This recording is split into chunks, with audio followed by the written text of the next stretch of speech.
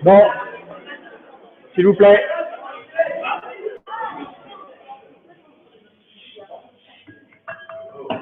Quel silence.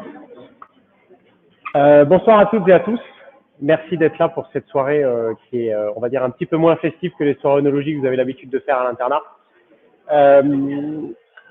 Comme vous avez pu le constater, j'ai une petite oreillette, c'est pas pour me la raconter, mais c'est juste qu'on est en direct dans les périphes d'Agen, de Mont-de-Marsan et de Bayonne. Et du coup, ils écoutent ce que je dis, donc c'est pour ça qu'il ne faut pas que je dise trop de bêtises. Voilà, mais ça fait plaisir de voir que vous êtes aussi nombreux intéressés par les problématiques d'impôts, c'est bien. Ça montre que vous gagnez plein d'argent, donc c'est plutôt une bonne nouvelle pour vous. Avant de commencer, je voudrais faire deux remerciements. Le premier, c'est pour Alice et Claire, qui sont avec mon associé Pierre, qui sont donc les deux comptables du cabinet Labo Trimoulet, qui nous accompagnent depuis plus de 10 ans sur les soirées fiscalité et qui accompagnent beaucoup de nos clients puisqu'elles ne font de la comptabilité et de l'expert, enfin, elles sont experts comptables que pour des professions de santé. Donc elles sont vraiment extrêmement pointues sur toutes les problématiques que vous allez rencontrer dans votre future carrière. Je voudrais aussi remercier la IHB évidemment et le SINGA, puisque les représentants sont là. Je vois Hugo, Justine, je sais plus où elle est. Voilà. Donc merci à vous d'avoir relayé la communication, d'avoir fait venir du monde. Merci à Camille et Elias et tous ceux qui ont participé au buffet que vous avez pu déguster à l'apéro et que vous dégusterez aussi après la présentation. Alors, ce soir, on va aborder un thème qui est, encore une fois, comme je le disais, un peu moins sexy que la route des vins qu'on a l'habitude de passer avec vous. Mais c'est néanmoins une problématique hyper importante parce que les impôts, ça concerne beaucoup de monde. Et dans le milieu médical, ça concerne quasiment la totalité des professionnels de santé. Petite question, parmi vous, qui fait sa déclaration pour la première fois? 1, 2, 5, ouais, il y en a 20%. Alors, j'espère évidemment qu'à la fin de la soirée, vous saurez remplir votre déclaration comme des pros. Et pour les autres, j'espère que ça vous confirmera dans ce que vous avez fait l'année dernière. Avant de parler d'impôts, on a reçu pas mal de demandes de certains d'entre vous. Alors, je ne sais pas si vous êtes là ce soir, ceux qui nous l'ont demandé, mais pour faire un tout petit laïus sur la prévoyance.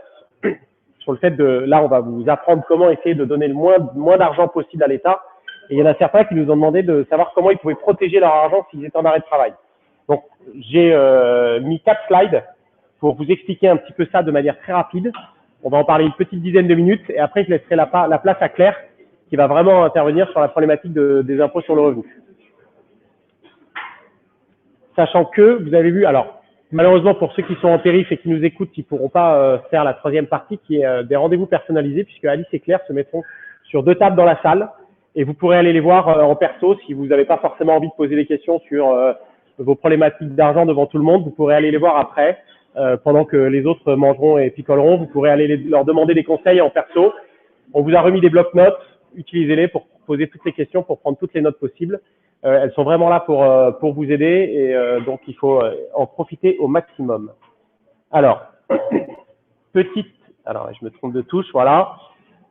Première partie donc sur comment on protège ce revenu aujourd'hui quand on est interne, docteur junior et chef. D'ailleurs, qui est chef parmi vous? Est-ce qu'il y a des chefs? 2. Des docteurs juniors? Donc en gros, c'est interne et quelques chefs. Très bien.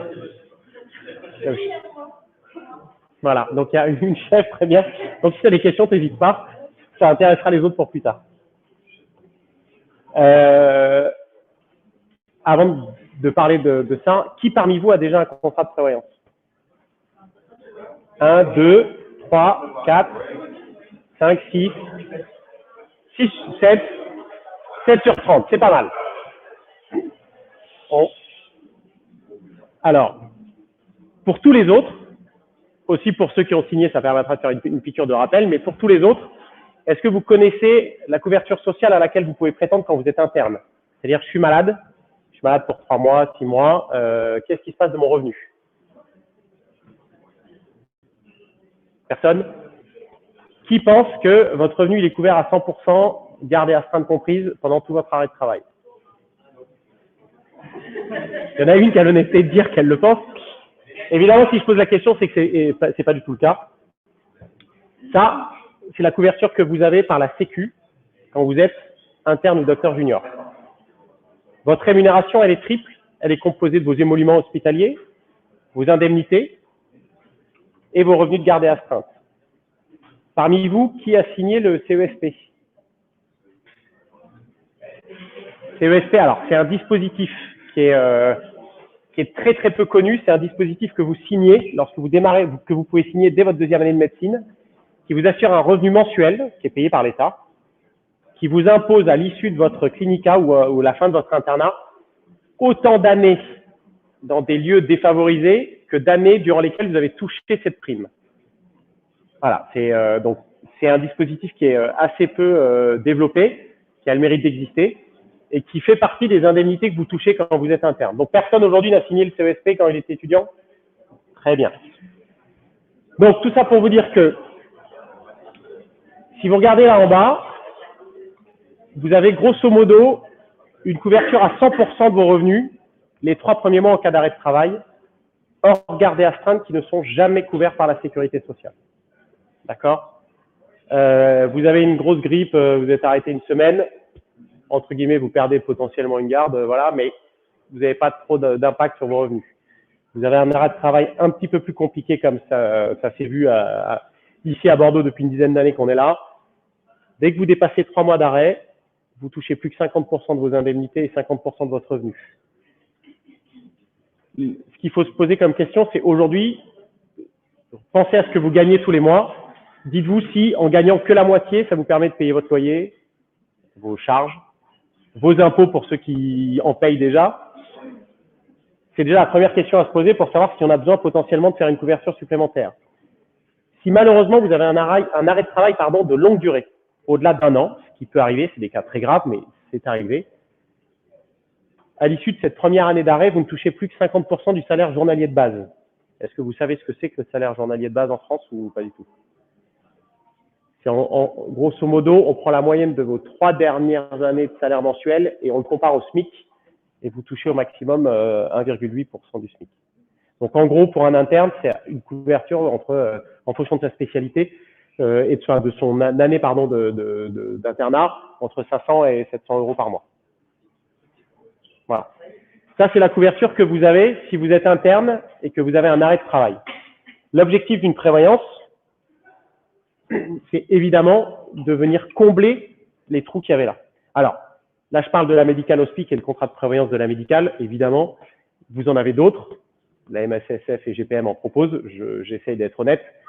Il y a des différences. Si ça vous intéresse, je serais ravi de vous les expliquer tout à l'heure. Là, moi, je vais parler que de notre contrat. D'accord? Premier intérêt de notre contrat, c'est qu'on peut vous proposer une couverture de vos gardes dès le 2e jour d'arrêt si vous avez un accident. Vous partez au ski, vous vous pétez les croisés, vous en avez pour 4 mois.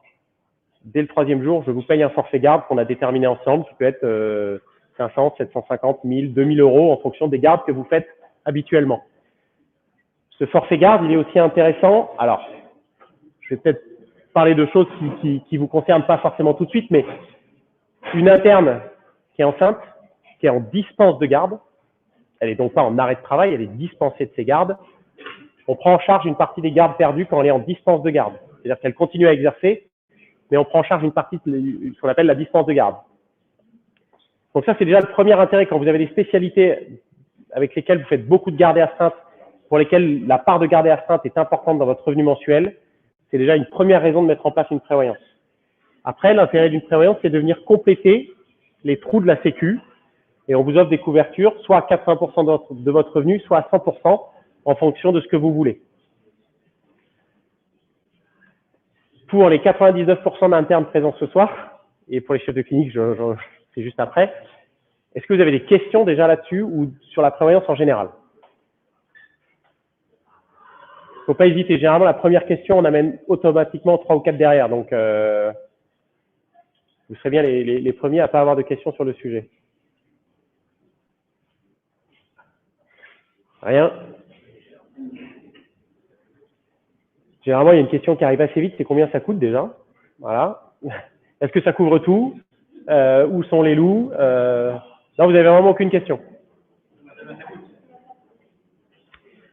En gros, aujourd'hui, pour un interne, une couverture à 80% des revenus sans garde, c'est aux alentours de 8 € par mois.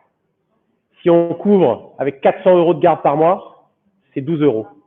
Après, aujourd'hui, par exemple, je ne sais pas si tu as une prévoyance de chef de clinique chez nous, même pour une spé avec à peu près 1000 € de forfait garde, on tourne aux alentours de 24-25 € par mois. Et sans les gardes, c'est 16-17. Voilà. Donc, ça reste quand même des montants qui sont équivalents à une pinte quand vous allez dans un bar à Bordeaux, pas dégueu. Ouais. Donc, ça reste extrêmement accessible. Pourquoi on vous incite, dès l'internat, à mettre en place une prévoyance? Je vais m'aider de ceux qui ont déjà une prévoyance. Alors, je ne sais plus qui, mais il y en a un point là. Ceux qui ont mis en place des prévoyances aujourd'hui, qu'est-ce qui vous a incité à le faire? Les 7 ou 8 qui ont mis en place une prévoyance. Qu'est-ce qui t'a incité à mettre en place une prévoyance quand tu as débuté ton internat? C'est ta voisine?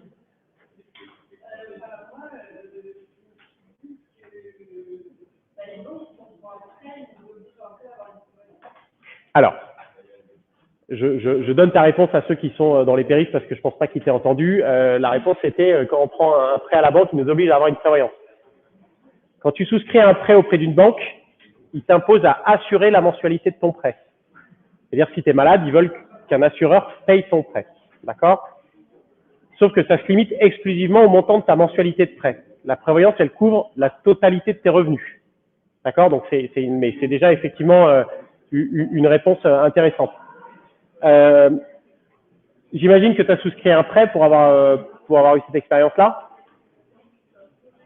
C'était un projet, très bien, un projet futur. Quelle est la différence entre une assurance de prêt que va te proposer la banque et une assurance de prêt que va te proposer la médicale, par exemple? C'est que nous, on assure ta capacité à exercer ta spécialité. Je ne sais pas ce que tu es comme spécialité. Gynéco-ops, très bien, très bonne réponse. Demain, tu perds l'usage d'une main. Nous, à la médicale, on paye l'intégralité de ton prêt. Tu perds l'usage d'une main, ta banque te rembourse 0 parce que la validité à la banque est basée sur le barème de la sécurité sociale, là où nous, on est basé sur le barème de ta profession. Donc, c'est déjà une différence qui est majeure.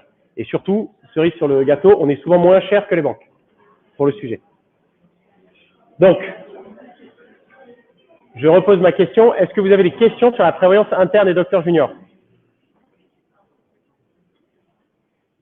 Alors, il n'y a vraisemblablement pas de docteurs juniors ce soir, mais ceux qui le seront plus tard, vous savez que les docteurs juniors ont une prime d'autonomie supervisée.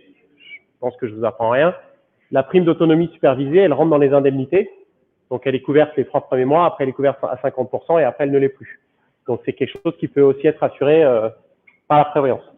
Je passe rapidement sur la problématique des chefs de clinique qui est relativement identique à celle des internes. À la seule différence, c'est que tes indemnités là ne sont couvertes que pendant 3 mois. Tu touches les USPE ou pas? L'indemnité d'engagement de service public exclusif. 1000 € 10 par mois. Donc toi, c'est 1000 € 10 brut par mois dans ton salaire, qui font à peu près 700 net. Si tu es malade, les 3 premiers mois, ils sont couverts. À compter du 4e mois, tu les perds. Tu n'as plus que 50% de tes émoluments hospitaliers et universitaires. Donc voilà. Et après, je ne sais pas quelle est ta spécialité, si tu fais beaucoup de gardes. Mais là aussi, la problématique des gardes, c'est la même philosophie quand tu mets en place une prévoyance. C'est d'avoir un bloc qui vient combler les manques de la sécurité sociale. Voilà. Alors, ça, c'est un arrêt de travail. Un arrêt de travail en France pour une même cause, c'est 3 ans maximum. D'accord? Tu peux avoir un arrêt de travail de 1 an juste avant de reprendre, tu refais un arrêt de travail pour un autre truc, donc tu peux décaler puisque c'est pas la même cause. La même cause, c'est 36 mois maximum. Au-delà des 36 mois, tu vas passer en invalidité. Les revenus que tu as couverts par la Sécu, l'invalidité, il la détermine en fonction du barème de droit commun. C'est quoi ta spécialité? T'es radiologue. Alors, tu as plus besoin de tes yeux et de ton cerveau que de tes mains. Mais tu prends l'exemple d'un ânesse, d'un chir ou quelqu'un qui perd l'usage d'une main, il est invalide pendant son internat, il touche 800 € par mois jusqu'à sa retraite. S'il a une prévoyance à la médicale, on comble ses revenus jusqu'à sa retraite en lui versant un salaire tous les mois. Voilà. J'en ai terminé sur la prévoyance. Est-ce que vous avez des questions avant que je passe la parole à Claire? Sachant que si vous en avez et que vous ne voulez pas les poser, vous pourrez venir me voir après. Il n'y a aucun souci, je suis là toute la soirée, donc il ne faut pas hésiter. D'accord? Est-ce que ce que je vous ai raconté là en 10 minutes, ça vous a été, je ne serais pas forcément jusqu'à dire utile, mais est-ce que ça vous a appris des choses? Bon, donc vous êtes tous censés venir me voir après au moins pour me poser des questions. Oui? Non. Le tarif, il varie en fonction de tes émoluments. Donc, si tu es échelon 1 ou échelon 2, c'est en première ou deuxième année. Il varie si tu touches les USPE, si tu touches la prime multisite. Si tu es, par exemple, 2 jours à Pellegrin, 2 jours à Libourne, bah, tu as une prime en plus. Donc, ça fait augmenter ton revenu. Et ensuite, ce qui varie, c'est les gardes. Si tu as une spécialité où tu fais pas beaucoup de gardes, bah, comme on les assure pas, ta prévoyance, elle se coûte un peu moins que ton collègue qui va faire beaucoup de gardes, qui veut les assurer. Et du coup, voilà.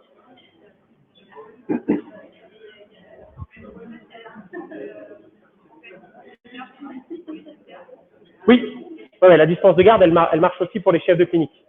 Voilà. Là, j'en ai fait une la semaine dernière. C'est un certificat du chef de service qui dit je sous-signé docteur Michu, atteste que mademoiselle Tartampion est dispensée de garde jusqu'au début de son congé maternité. Tu nous l'envoies. Il faut que tu aies au moins 3 mois de grossesse et on t'indemnise un forfait de 1 500 € sur ta dispense de garde. Voilà. Pas d'autres questions? Je passe le micro. Je vais récupérer mon verre.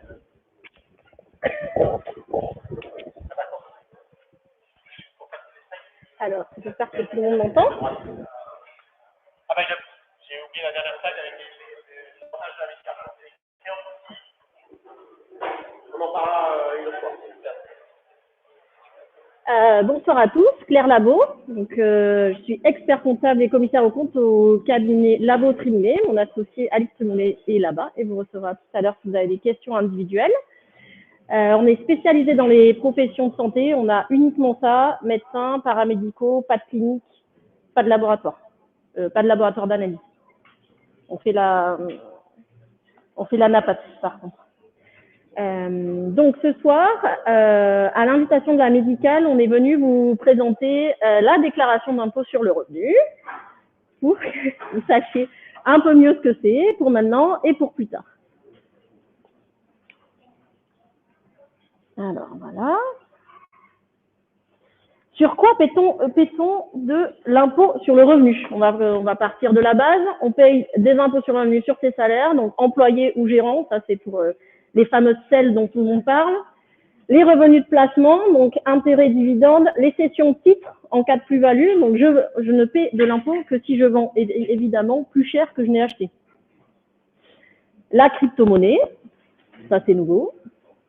La location, donc qu'elle soit saisonnière, donc via Airbnb, des plateformes ou en direct, ou permanente sur de la location nue ou meublée.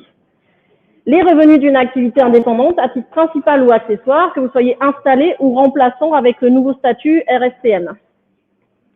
Et enfin, les revenus de vente d'objets, donc ça va intéresser beaucoup de monde, Vinted, etc. Uniquement s'il y a une ci-dessus, pardon. C'est uniquement si on vend plus cher qu'on achète, évidemment. Par contre, donc il y a des nouveaux critères qui sortent au fur et à mesure, parce que en fait, la loi fiscale c'est une loi vivante. Et donc si effectivement vous faites un grand nombre de transactions, mais je pense que vous avez peut-être autre chose à faire que de faire des transactions Vinted, à ce moment-là, c'est considéré comme une activité professionnelle. En tous les cas, si vous ne vendez pas plus cher, il ne va rien se passer. Qui vend plus cher, ça arrive. Comment c'est vérifiable? Sur Vinted? Parce que Vinted, il vous demande votre numéro fiscal. Et en fait, il faut savoir que depuis 4 ans, en fait, l'État a fait un grand bond dans la digitalisation et la transmission d'informations. Et maintenant, nous, on voit apparaître, à chaque fois qu'on ouvre, Vinted 100. En fait, c'est à déclarer ou pas à déclarer. C'est-à-dire, bon, la plupart du temps, c'est pas à déclarer. C'est vous avez vendu les fringues de vos enfants, vous avez vendu une paire de chaussures que vous ne mettiez plus. C'est, voilà, vous voyez. Donc, ils sont au courant de ça, de Airbnb, d'Abritel, de tout ça. Faut pas croire que l'État, c'est plus que c'était, hein. Il y a un nouveau chef de la direction des finances depuis 4 ans. Je peux vous dire que lui, par contre, le croisement de l'information, ça va y aller.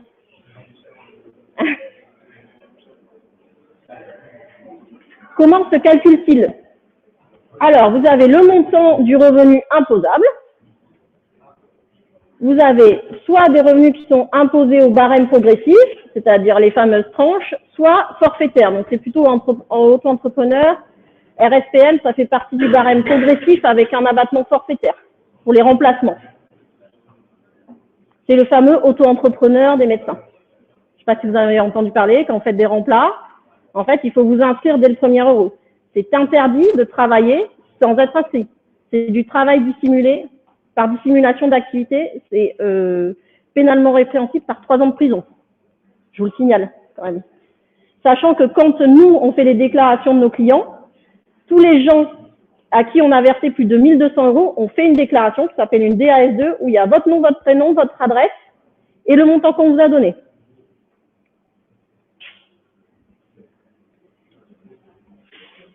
Alors, dans les tranches, 0%.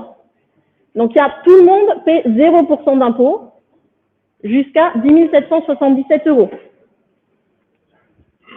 Soit 11 974 euros de salaire net imposable, parce que sur chaque salaire, il y a au moins 10% d'abattement pour vos frais. Ensuite, la tranche à 11%, c'est uniquement les sommes qui sont entre 10 777 et 27 477. 30, c'est celles qui sont entre 27 et 78, et 41, 78, 168, et j'espère qu'une seule chose, c'est que vous serez là, 45 au-delà de 168. Et enfin, si vous êtes vraiment très chanceux, au-delà de 250 000 euros, vous avez également les 3% pour la contribution sur les hauts revenus, et puis après, ça augmente, c'est 5, etc. Monsieur. Oui. Sur la ligne d'impôt, il y a 10% marginal. Alors, la question, c'est, là, il y a marqué 11%. Je répète la question pour les antennes. Là, il y a marqué 11%. Pourtant, quand on regarde sur son avis, il y a marqué 4 ou 5. 4 ou 5, c'est le taux moyen. Donc, il prend aussi en compte que vous avez payé 0% sur la première tranche. Effectivement, quand on parle 11, c'est le taux marginal, c'est-à-dire le taux auquel les derniers revenus sont imposés. D'accord? Voilà. Si vous avez gagné, si vous avez de net imposable 11 777, votre taux moyen, il est faible, et le taux marginal, donc c'est 11%, parce que les 1000 derniers euros ont été dans la tranche à 11%. OK?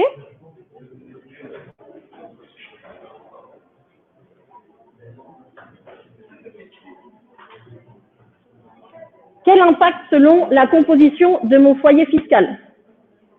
Donc ensuite, on l'a paxé ou marié, hein, même impact fiscal, pas de changement. Alors l'avantage, c'est je peux faire bénéficier mon conjoint des tranches que je n'ai pas utilisées et réduire ainsi la taxation de celui-ci. C'est comme si vous avez 2 verres, et il y en a un qui est plus rempli, et donc on met dans l'autre verre à des taux moins élevés. C'est-à-dire que si j'étais seule, peut-être que je serais dans la tranche à 30, mais comme mon conjoint, c'est un bon partenaire de pacte fiscal, je peux lui refiler des revenus pour que ces revenus-là ne soient pas imposés à 30, mais à 11. Conclusion, un revenu égal pour chacun, pas d'avantage fiscal au mariage ou au pacte. J'ai dit fiscal. Hein. Moi, je ne parle que d'argent. Les enfants, c'est des parts dites faibles. un enfant à charge, c'est 0,5 parts, soit 1 678 € maximum d'avantage fiscal sur les revenus 2022. Je ne vous cache pas que ça coûte beaucoup plus cher, mais bon, ça c'est une autre question. 2 enfants à charge, donc ça vous fait donc 0,5 plus 0,5, une part, 3 356 €. Alors le bonus, c'est qu'à partir du troisième, c'est une part entière, donc le troisième il tombe une part entière, et que lui, c'est pas 1 678 €, c'est 3 356 €. Et après, les suivants, c'est comme ça. Enfin bon.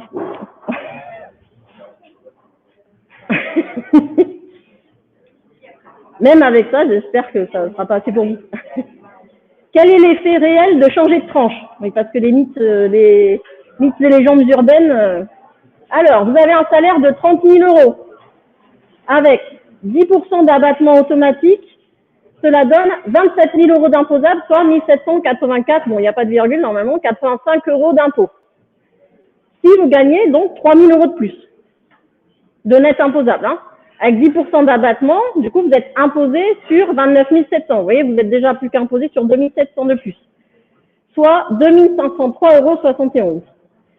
Une différence de 3 000 € de salaire imposable qui génère 719,15 €. Ça vient répondre à votre question. D'accord? La légende urbaine voudrait que les impôts soient de 30% pour tout, c'est la fête, soit 8 910 €. On est loin du compte. Pour vous montrer que la tranche marginale ne s'applique qu'aux revenus supérieurs. Elle ne s'applique pas à l'ensemble des revenus. C'est pas un drame de changer de tranche. Ok? C'est juste que quand effectivement, avant vous étiez tout imposé à 11 et que vous gagnez 1 000 € de plus et que ces 1 000 € là, ils sont imposés à 30, ben, ça vous fait 300 € d'impôt en plus. Donc, effectivement, c'est comme une parabole, ça monte plus vite. Ça ne veut pas dire que vous êtes imposé sur tout à 30. Gagner plus signifie seulement que le gain supplémentaire sera plus fortement imposé, mais que le reste des revenus resteront imposés de la même manière qu'avant. Est-ce que c'est bien compris pour tout le monde ou il y a des gens qui ont des questions?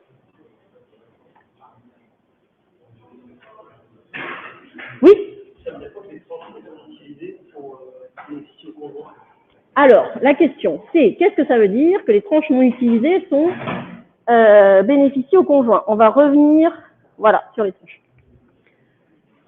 Vous, monsieur, vous gagnez 35 000 € imposables. Et vous avez de la chance, votre conjoint, le partenaire de Pax, ne gagne que 15 000 € imposables. J'ai dit combien? 30 000. 35. Donc, en fait, si vous étiez seul, parce que ça c'est le barème seul, vos salaires entre 27 000 et 35, ils seraient imposés à 30%. Sauf qu'en fait, votre conjoint, lui, il gagne moins, et donc il n'a pas utilisé tous ces sous qu'on peut imposer à 11. Et donc vos sous qui étaient imposés à 30 ici, ils vont se retrouver automatiquement dans sa tranche à 11 à lui. C'est un bon placement, hein, ça fait 19%.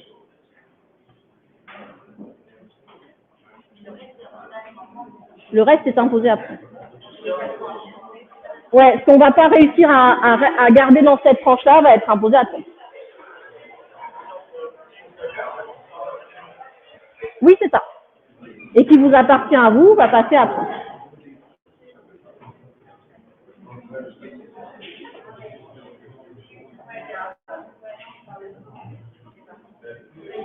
Le prélèvement à la source, c'est quelquefois un faux ami. Déjà, c'est calculé sur les revenus de l'année antérieure. Le taux, il est mis à jour une fois par an, en septembre. Et après, vous partez sur un cycle de 12 mois. Sauf si, oui.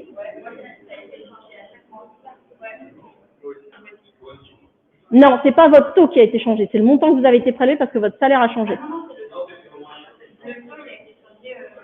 Ouais.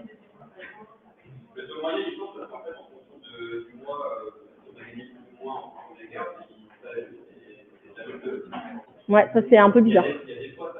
C'est la première année peut-être, parce qu'ils vous prennent... Alors, il y a deux solutions. Non, soit c'est que c'est la première année, et là, ils vous prennent ce qu'on appelle un taux classique, le taux de base, célibataire sans enfant.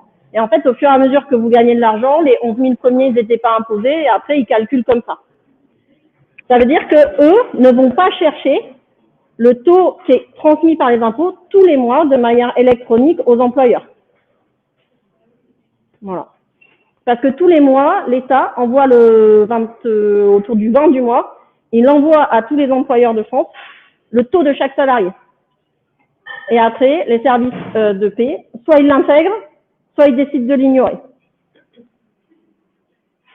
Et de vous appliquer ce qu'on appelle le taux célibataire sans enfant, qui évolue en fonction de votre masse salariale.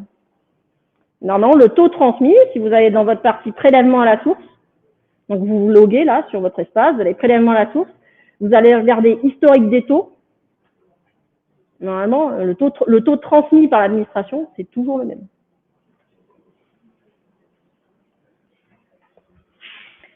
Fixé sur un taux moyen et non sur le taux de la tranche. Donc, c'est fixé sur un taux moyen, ça veut dire que je gagne 1 000 € de plus que l'année dernière, du coup, je suis imposé par exemple à 14%, sauf que comme je vous l'ai expliqué tout à l'heure, vous êtes dans une tranche marginale à 30.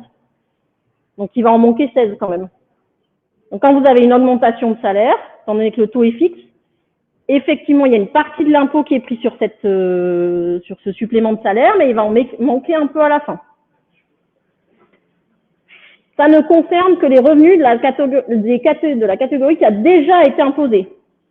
Je suis salarié, je passe libéral, taux de prélèvement 0 si je ne fais rien, égale grosse douche froide l'année d'après. Donc, voilà, aucun prélèvement ne sera fait automatiquement la première année, il faut le demander en allant dans la partie impôt perso, prélèvement à la source, j'actualise mon revenu. Et là, normalement, si vous avez fait appel à un expert comptable, vous aurez un prévisionnel, vous mettez le montant, et du coup, vous serez prélevé à hauteur à peu près de vos impôts. Moins pas de 0. Alors, c'est beau de ne pas être prélevé, mais ça l'est un peu moins l'année d'après.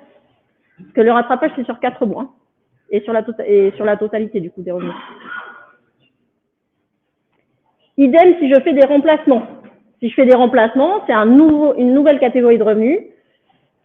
Excusez-moi. Si je n'ai pas été imposé avant sur ces remplacements, je vais avoir 0 de prélèvement sur cette catégorie de revenus. Puisque c'est moi mon propre employeur. Ce qui n'est pas le cas quand vous êtes salarié d'une grosse structure. Pardon. Lorsque vous êtes taxé ou marié, optez pour le taux individualisé. Alors maintenant, c'est devenu, avant c'était une option, maintenant c'est devenu le taux classique. Mais on ne sait jamais si ceux qui étaient avant au taux normal n'ont pas l'option automatique. C'est un calcul qui est assez bien fait, ça permet que chacun soit prélevé à hauteur de ses revenus. Les seules catégories de revenus qui ne sont pas identifiées pour un déclarant ou l'autre, c'est les revenus fonciers. Donc ils seront, on va dire, qu'ils auront un effet sur le taux de chacun des deux.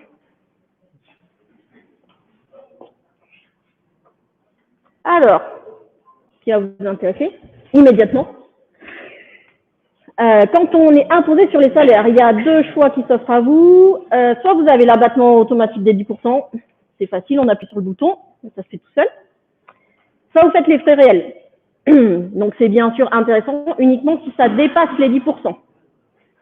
Qu'est-ce que je peux mettre dans les frais réels? Donc les fameux frais de repas au réel ou forfaitaire. Ça dépend. Si vous avez une restauration collective, donc comme c'est le cas ici, c'est la part qui dépasse 5 € par repas et c'est surjustificatif.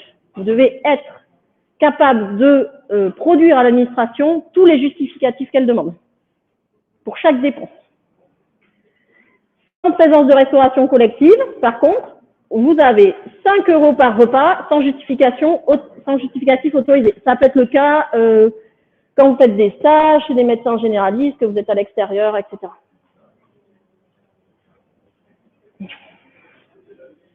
Si vous faites des frais de voiture, c'est uniquement, enfin, vous pouvez faire les frais réels, mais normalement, c'est uniquement selon la méthode du barème kilométrique si la distance est inférieure à 40 km. Normalement, on ne peut pas déduire plus de 40 km aller, 40 km retour, soit 80 km par jour. Sauf si il y a une justification qui est valable d'un point de vue du travail. Exemple, je travaille 2 jours dans un périph' et donc c'est à 90 km alors que les 3 autres jours je suis à Bordeaux. Ça fait partie. Si c'est une convenance personnelle d'habiter à Bordeaux alors que vous êtes en déplacement, je sais pas moi, à Libourne ou des choses comme ça, du coup, ce n'est pas valable. C'est uniquement 80 km par jour. Les frais de déplacement, donc train, péage, avion, dans le cadre professionnel uniquement, bien sûr.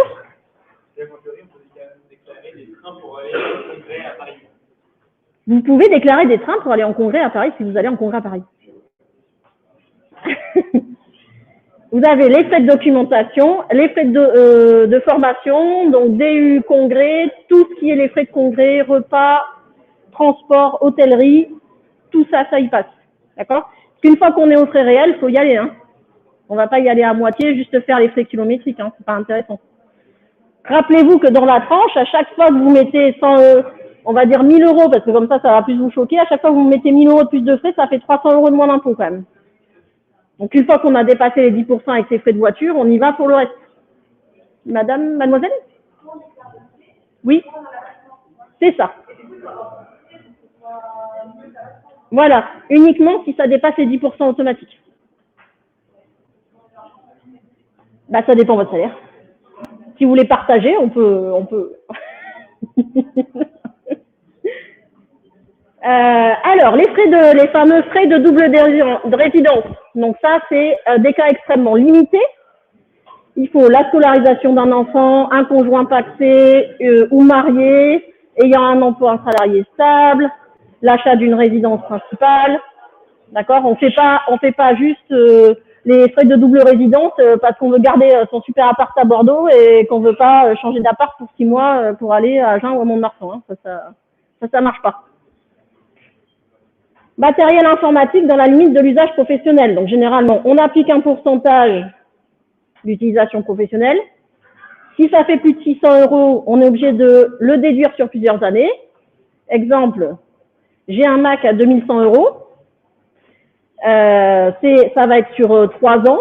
Et donc, je vais déduire 700 euros par an. Je considère que j'utilise à 50% à titre professionnel. Je ne déduirai que 350 euros par an. OK? 3 ans de suite. Mais effectivement, si je fais un an les frais réels et puis après je les fais plus, c'est pas grave, hein, c'est juste. Les frais de vêtements professionnels, donc personne ne s'emballe, on ne s'achète pas de costume ni de basket. C'est uniquement les blouses de sexy et les sabots de bloc. Tout vêtement qui pourrait être porté de la ville, c'est interdit et c'est marqué dans la loi. Pas de costume, pas de basket, pas de robe. Ah oui, mais je fais présenter ma thèse, mais ça, en fait, c'est pas le problème de l'État.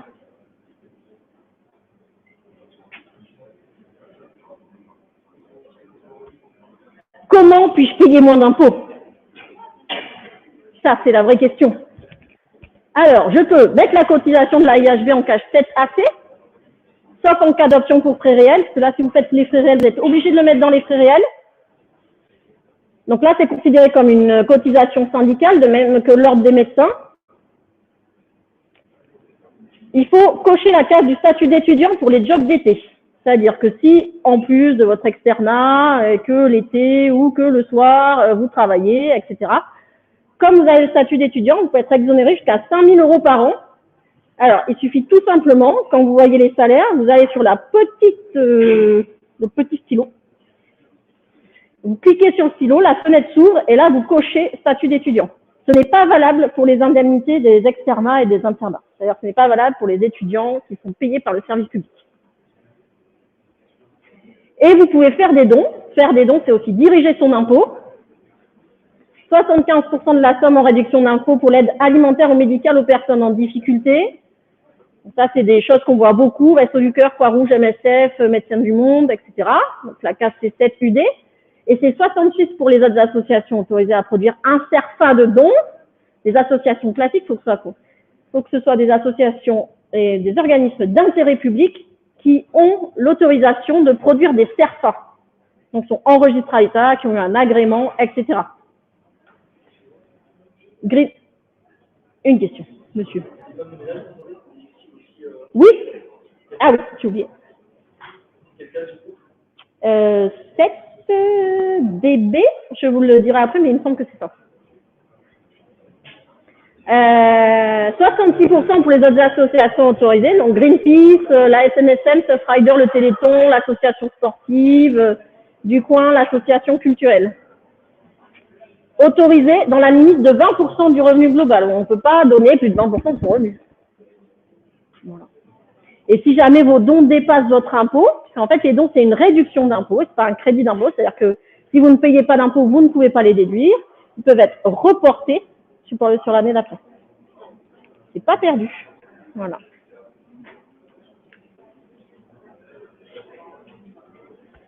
Alors, notre œuvre a décidé d'aider tout le monde. Et comme tous les ans, du 22 au 26 mai, vous pouvez appeler. Il y aura certains de mes confrères qui vous répondront pour votre déclaration d'impôt. Vous avez le numéro ici. Et c'est ouvert du 22 au 26 mai et le 23 et 25 mai jusqu'à 21h.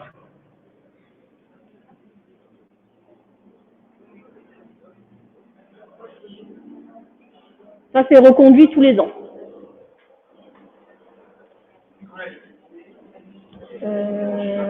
C'est le 31 mai, me semble-t-il, cette année. Nous, les experts comptables, on a le droit de les transmettre jusqu'au 7 juin pour nos clients. Et, je crois que c'est 31 mai pour le 33.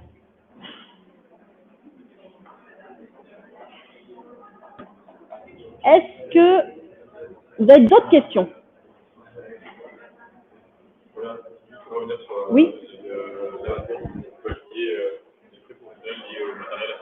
Oui.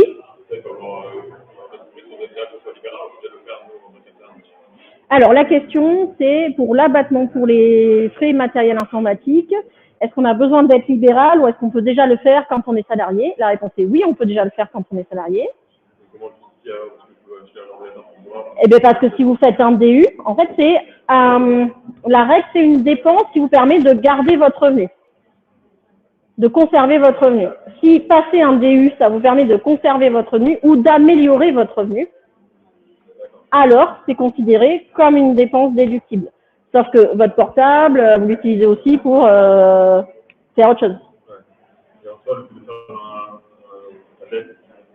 Il y a le DU, après il y a la thèse, après voilà, faut pas dépasser un certain pourcentage, faut rester correct avec l'utilisation que vous en faites. Oui.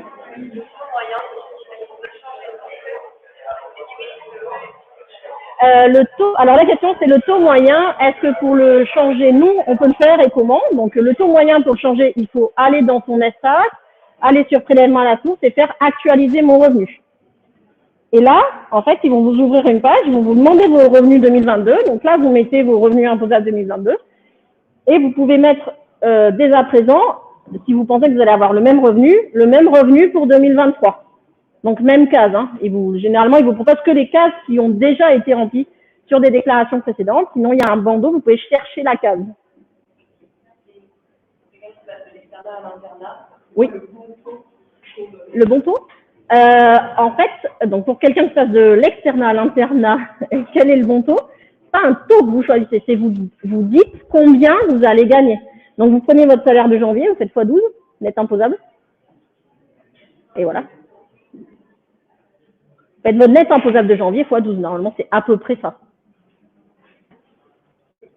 Si c'est ça votre question. C'est pour votre première année ou pour... parce que... Ouais. Là, vous êtes interne depuis janvier? Depuis novembre. Oui, donc depuis... En fait, là, on parle de... Donc, j'ai posé la question. Là, vous allez être interne depuis le mois de janvier. Et donc là, vous allez être interne, vous allez toucher votre salaire pendant 12 mois. On est d'accord? Oui, mais là, en fait, l'année d'imposition, c'est sur l'année civile. Donc, votre revenu de novembre, il va être imposé là sur la déclaration que vous allez faire aujourd'hui. Sachant que le salaire d'externe n'est pas non plus un salaire très important. Je pense que vous allez peu ou pas imposable pour 2022. La question, c'est qu'en 2023, par contre, vous allez toucher 12 fois votre salaire de novembre à décembre. Donc, vous faites votre salaire de janvier sur le net imposable en bas du bulletin, fois 12, et vous allez donc actualiser mon revenu et vous rentrez cette somme dans la case salaire et ça va automatiquement calculer le nouveau taux. Oui, voilà. Ouais. Mais ce sera toujours mieux que de laisser à zéro, hein, de toute façon. Après, vous pouvez choisir, voilà, c'est moi je vais chercher, le taux neutre, c'est le taux célibataire sans enfant. Mais bon. Est-ce que... Oui, mademoiselle.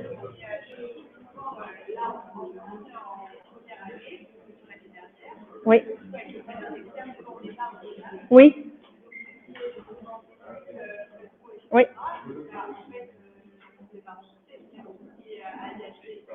Oui.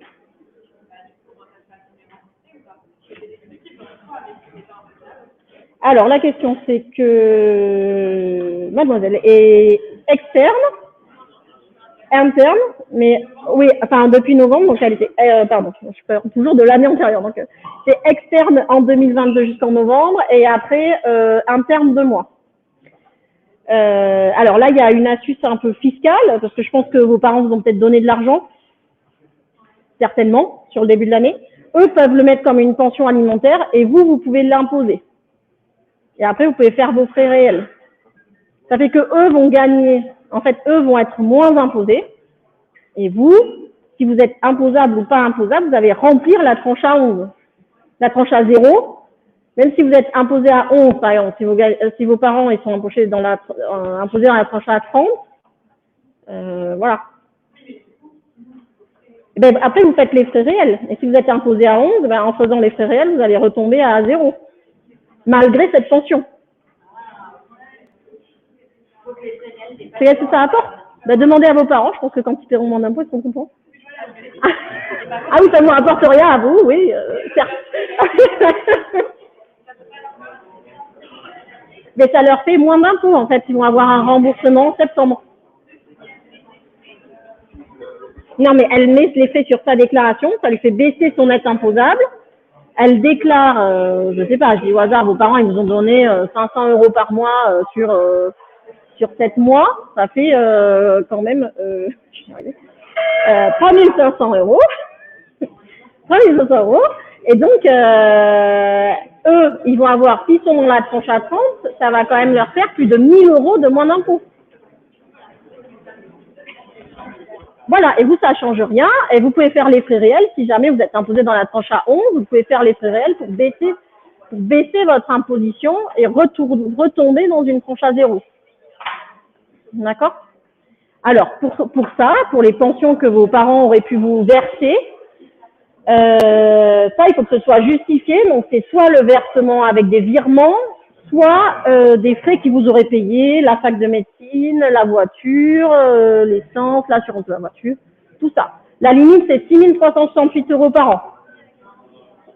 Voilà. Ça fait à peu près 500 € par mois. Est-ce qu'il y a d'autres questions? Pardon? Oui. Voilà, le plus important pour les déductions pour vous, les impôts, c'est l'année prochaine. Pour vos parents, c'est cette année, je pense.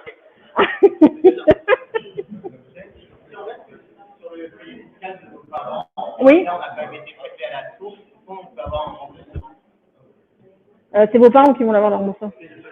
Le problème, si vous voulez, c'est que comme il faut faire le calcul, parce que si vous ont donné des sous, peut-être que c'est mieux de vous mettre à part, puisque comme je vous ai montré sur le calcul là, vous, que vous soyez sur leur foyer fiscal, on ne sait pas si vous êtes le 3e enfant ou le 2e enfant. Voilà, donc vous coûtez, vous rapportez 3300 €. Donc c'est plus intéressant de vous garder sur le foyer fiscal. D'accord? Ce qu'il faut faire attention, c'est que quand on garde son enfant étudiant sur le foyer fiscal et qu'il a un appartement à l'extérieur, cet appartement est considéré peut être considéré comme une résidence secondaire et donc avoir une taxe d'habitation. Donc il faut bien prendre tous les impacts en compte. D'accord? Pas que les 3368, il y a aussi les taxes d'habitation, etc.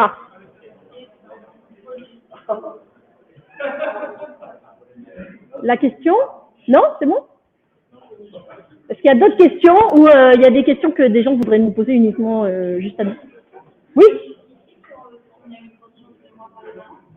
Alors, est-ce qu'il faut justifier si on a une pension? Donc oui, comme je l'ai dit, c'est soit des virements, soit le paiement de l'assurance de la voiture, soit c'est le paiement de l'appart, c'est tout ça. Sauf si vous habitez chez eux, et là, c'est un forfait de 3700 €, je crois, environ. Sans justification, et en plus, puisque c'est logé nourri, et en plus, ils peuvent rajouter, si vous ont donné, je sais pas moi, au hasard 200 € par mois, on rajoute 2400 € à ces 3700. Et de toute façon, ils ne pourront pas déduire au-delà de 6 368, donc c'est pas la peine de marquer plus.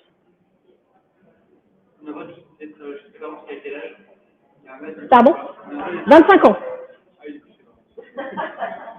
Ou le statut pas étudiant. Vous voulez prendre votre émancipation?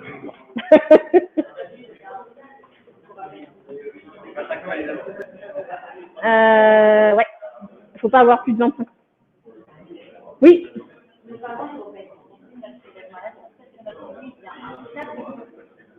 Alors, est-ce que mes parents, c'est quoi votre question? Oui. Oui. Oui. Oui. Non. Voilà. Est-ce que comme je suis avec mes parents, j'ai été prélevée à la source et donc si je reste, si j'ai une déclaration à faire, finalement, effectivement, vous serez remboursé de votre prélèvement à la source si vous êtes non imposable. Mais si je reste avec mes parents, effectivement, ces revenus-là seront ajoutés aux leurs et seront donc imposés à un taux moyen et même ça leur créera plus d'impôts parce que c'est ce qu'on a vu, c'est la tranche marginale. Donc peut-être que vous avez été imposé à 14 et que ce sera 30. Il faut bien faire son calcul, oui.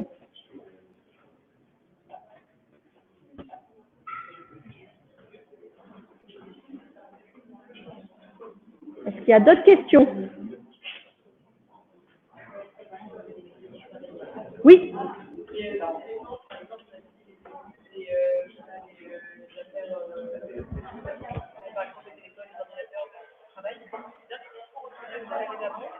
Oui.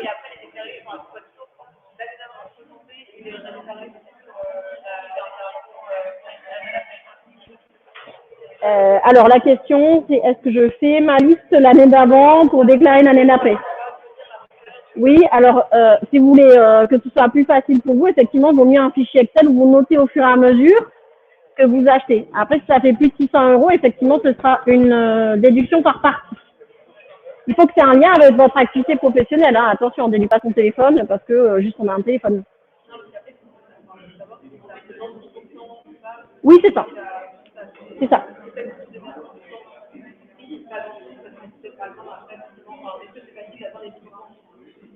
Bah, ça dépend de votre salaire. Est-ce que c'est facile d'atteindre les 10%? La réponse est il faut voir le salaire. Pour les externes, c'est facile.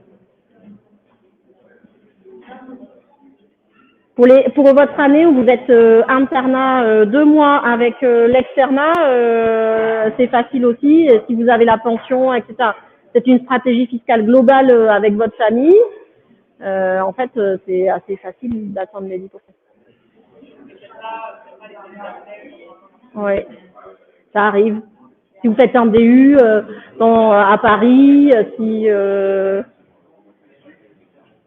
vous devez vous acheter pour certains des lunettes de chirurgie, il y a plein de choses qui peuvent se passer. Voilà, il y a plein de choses que vous pouvez acheter qui vont, si vous abonnez à des revues ou à des documentations en ligne qui sont très chères. Voilà.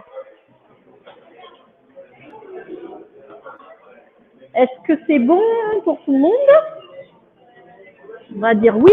Je vais rendre la parole à Antoine et le remercier pour nous avoir invités.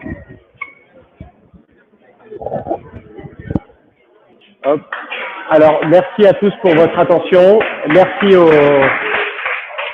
à vos collègues qui étaient dans les périphes. Merci à nos collègues de la médicale qui étaient aussi dans les périphes qui ont permis à cette soirée de se finir. 2 petites minutes d'attention. Il reste une bonne partie du buffet. Il reste encore de quoi boire. Et ceux qui veulent profiter d'Alice et Claire en perso pour pouvoir aborder des sujets peut-être un peu plus personnels, n'hésitez surtout pas, elles sont là pour ça. Si vous avez des questions sur les assurances, évidemment, on est là. Si vous avez des questions sur le vin concert, on est là aussi. N'hésitez pas et merci encore. Sachez qu'on refait la même tous les ans. Donc, ceux d'entre vous qui étaient externes et un peu internes l'année prochaine, bah, vous revenez en mai prochain et vous aurez une année d'interne à payer, enfin, d'impôts à payer. Et Claire et Alice seront ravis de vous aider. Donc, voilà. On espère que cette soirée vous a été utile avec ce flot d'informations un peu dense. Mais voilà, n'hésitez surtout pas si vous avez des questions. De rien.